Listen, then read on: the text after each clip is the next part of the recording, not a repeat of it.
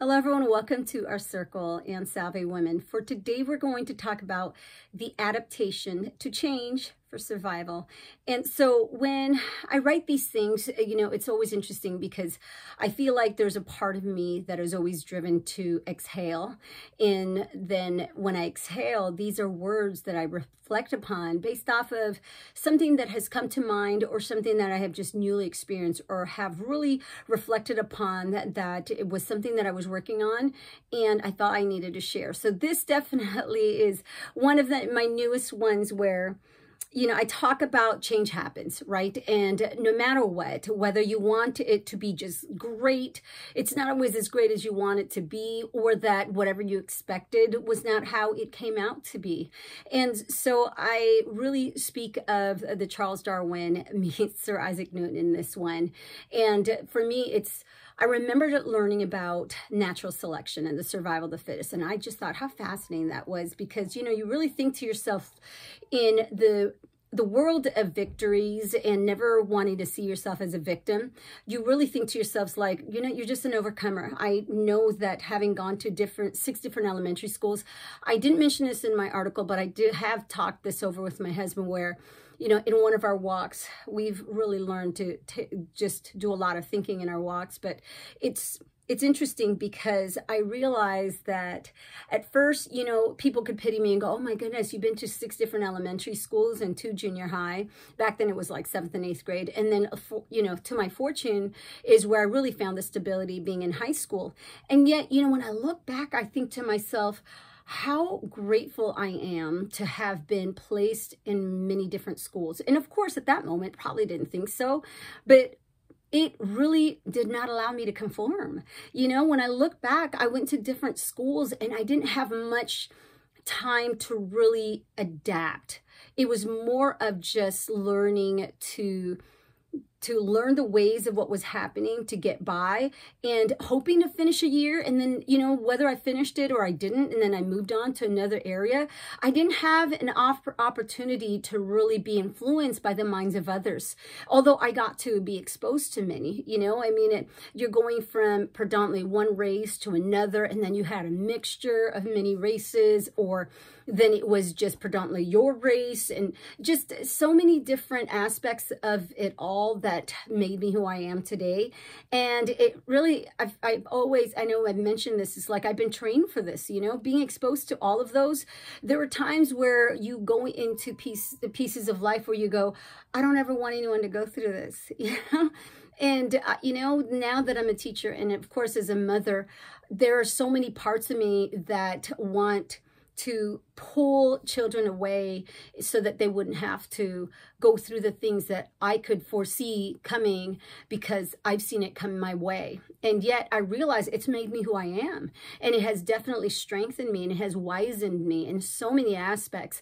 And so I think about Charles Darwin and I perhaps really, that's why I connected to him when I was in high school, not even realizing why. And when I really look back now, almost, my goodness, half a century, you're thinking to yourself, like, why did you relate to that so much? And to me, it was, when I look back now, it's a means to really give yourself that understanding of, what, you have just really decided from the very beginning you were going to be an overcomer, that you were going to make sure that you were going to then make it to the next step or make it to the next town, make it to the next city, make it to the next home that you were going to live in, and you were going to make the best of it. And whether you're going to find a friend or not, I still remember like Tammy and Hyatt, and I've mentioned them in the very first book that I've written in the past. And it was just, just to think that even though you're surrounded by so many that could really attempt to hurt your spirit, your heart, your mind, your body in so many ways, there are those that have really stuck with you and were all the strength that you needed, and you have your teachers and just Mr. Skidmore.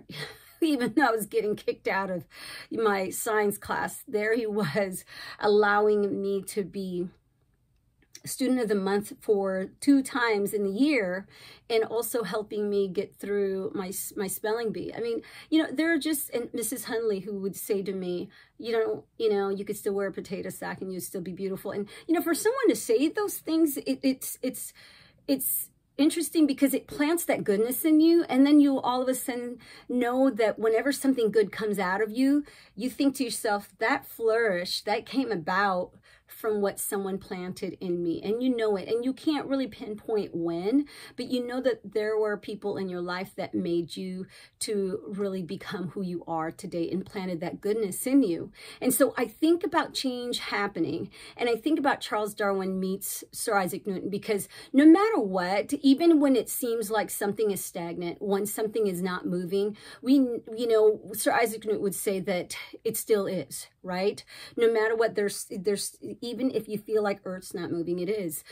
There's still that idleness in everything, every moment of the time. And when we really think deep about that, it's like, even if someone's not doing something, that just means that ultimately that's what's going to happen, right? I talked about your parts of your body, that if you don't use it, you could end up losing it.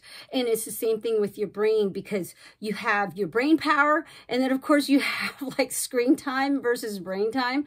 And so like I tell my students now, it's interesting because, we all have the power to really control what we have allowed into our minds. And it's, you go home and you do some screen time, and we know it. And it's like, no one has to really try to figure out how much screen time you put in. That's to your business, but you really have to ask yourself and own it. It's like, but how much brain time did I put in throughout my day? And that is the piece where I really think that, as I've mentioned in the past, like, we're a game of chess, and, we're pawns in life. And sometimes we are wanting to be that queen, and sometimes we are that king that needs to be protected. And we know that as a queen, you're the strongest, but sometimes the pawn is the best, I mean, it's just interesting, because you have the knight, you have the bishop, at every piece, you could actually look back and go, I played that part.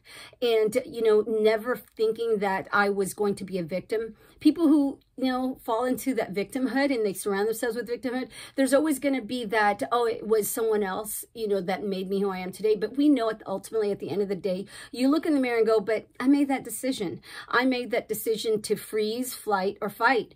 And ultimately, it was me at the end who had to look at myself and go, you know what?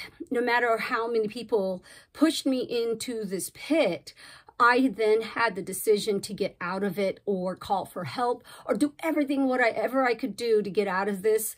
And here I am today, being able to speak of it because of it.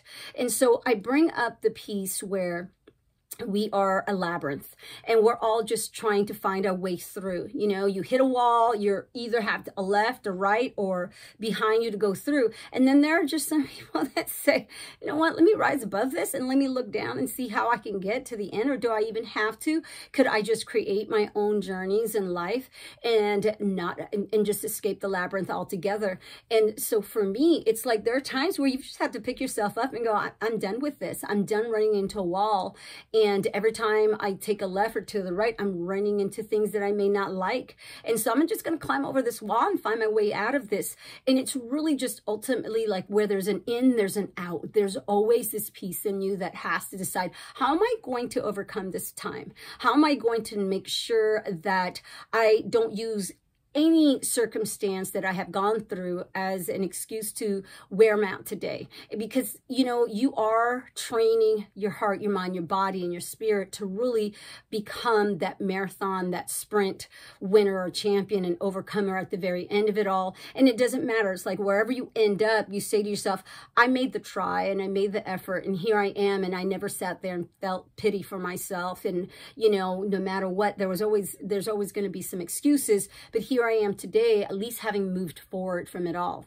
And so when I think about this, I think about the one I mentioned in my article, where here I am at school, I am totally celebrating, always nice to have a new year. I joke where with teachers, you know, they give you just enough time to let go and breathe whatever it was that you had just completed in the year previous. You gave what you had, and gives you an opportunity to really see your family for just alone time with them and cherish them. It's not as if you've never cherished them, but now you could just like focus on them. And then all of a sudden you get excited to start a new year. And this year we were in a new building, and temporarily while our building gets rebuilt.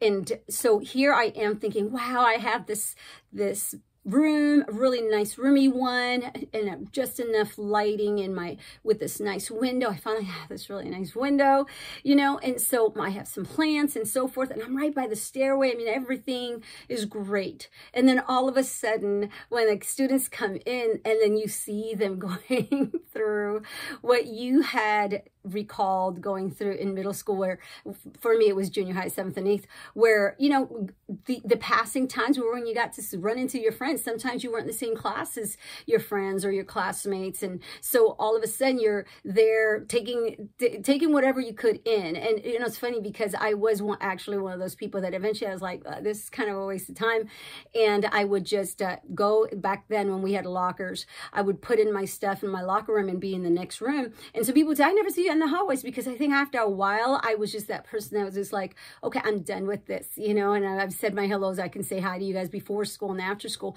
but I do get it that there are students that love to hang out in the hallways, and here I am thinking, oh my goodness, I'm seeing it all, and here I am being drained from it, because here I am acting like a hawk, like you all need to be in class, you guys need to make sure you're in class on time, and so forth. And you know, it only took my husband to say, make it fun, babe, you know, don't take it too hard on yourself. And I needed to hear that, because it was something that I was saying to myself. And it's interesting when people say it out loud.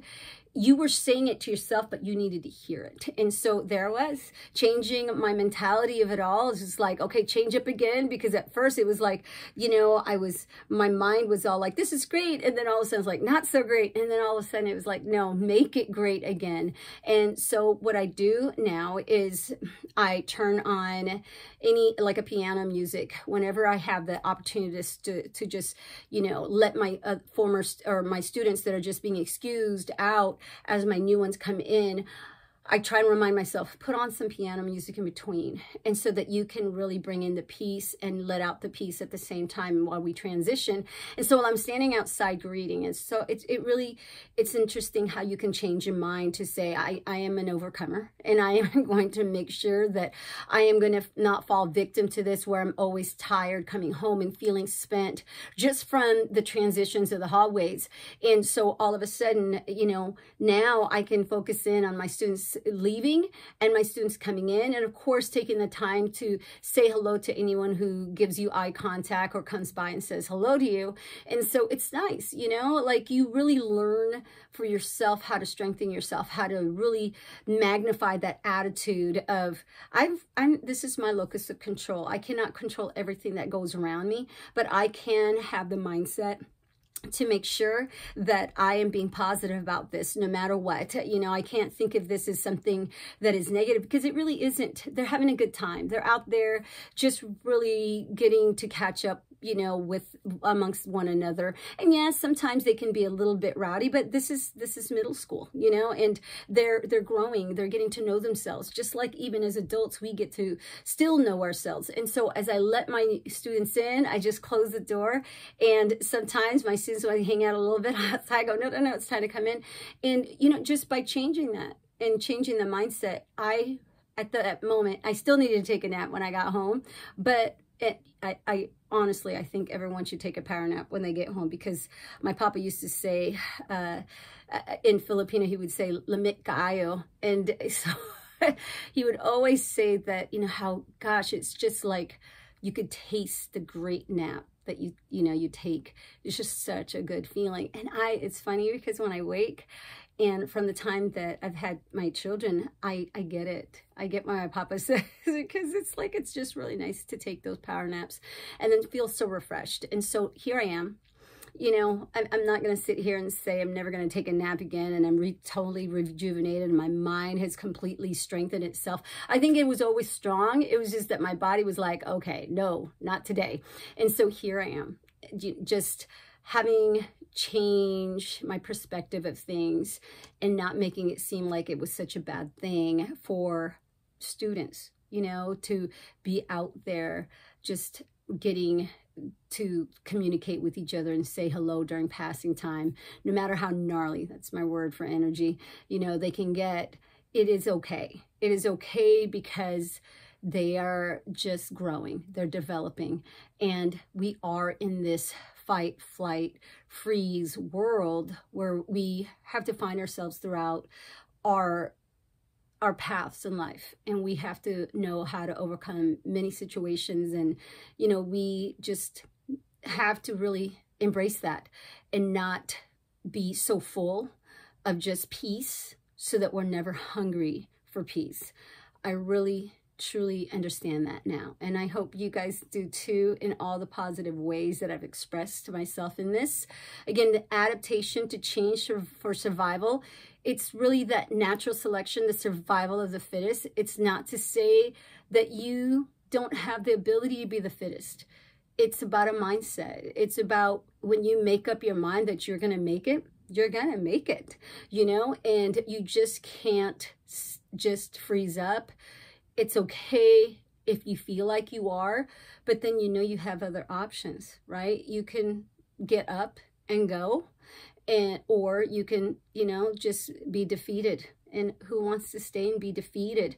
And it's not as if you're really going to look at someone else and think, wow, look at them, they're more ahead of me, or that, you know, I want to be so much more ahead than everybody else. You need to race against your own self, because you know, at the end of it all, you are your own victory. And there's always going to be a moment where you feel like someone else is ahead, but ahead of what? You know, there's so many aspects of life where there's a win that can also ultimately be seen as a loss because of the many sacrifices you've made to get there. And it's ultimately your choice. It's your mentality to go, I'm rejoicing regardless, because here I am, and no matter what sacrifices I made, I'm here because of it all. And that's what we need to embrace. So to many more good naps, and to many more moments where you get to change your mind to be victorious, to be in the right mindset, so that no matter what, you know that you're an overcomer. Have a great day, everyone, and thank you so much for listening. We'll see you next time. In the words of my mother, God bless us all.